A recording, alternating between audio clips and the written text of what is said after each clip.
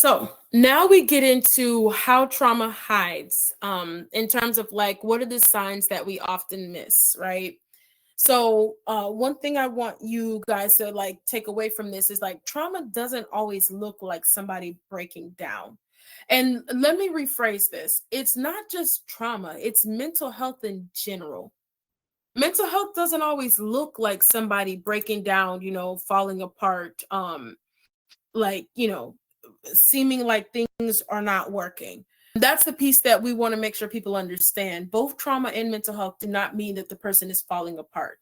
It does not mean that the person is not able to, sustain themselves to keep going. A big thing I want folks to pay attention to here is how somebody displays having a mental health issue or concern may look very different than, how they experience it. So I say this because culturally, as Nigerian people, whether you're Hausa, Yoruba, or Igbo, most of us want our children to do well. Most of us want to do well. We want to be top of our class. We want to achieve and, really accomplish things. And that's beautiful. That's great. But at the same token, it makes it difficult when in doing that, we put that pressure on ourselves that we're not able to bounce back from. So high achievement, like if you're a high achiever and you happen to not do well at some point, it leads to fear, right? It leads to, oh my gosh, if I fail, people are going to be mad at me. People are going to think something's wrong with me. They're not going to view me the same. Emotional numbness. So, our community, we're very good at encouraging people to go and do and be the best and so on and so forth.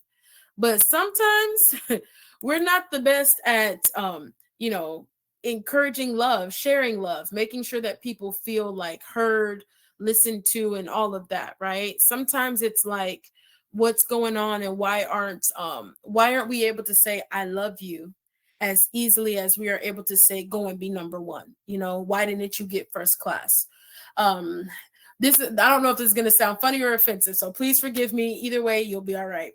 But when I think about like when men are toasting women and they're just, oh, I love you, yeah, the star and the sky, the moon, and all this other stuff, we are happy to share love that way.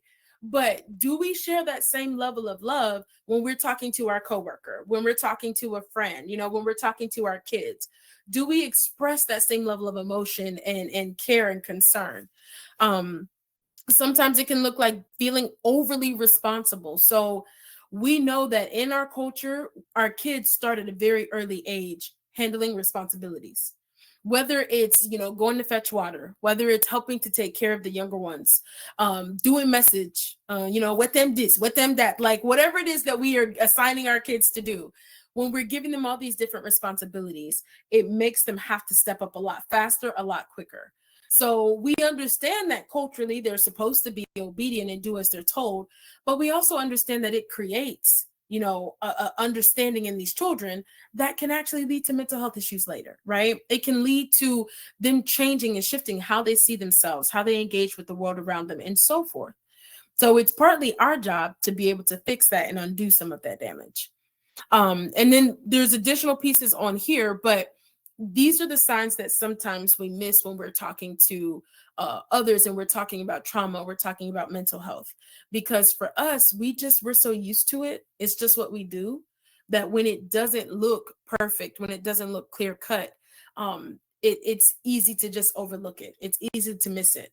When it's in our face and people are falling apart and things are not working well, then we have it all under control then. But outside of that, it's a lot harder.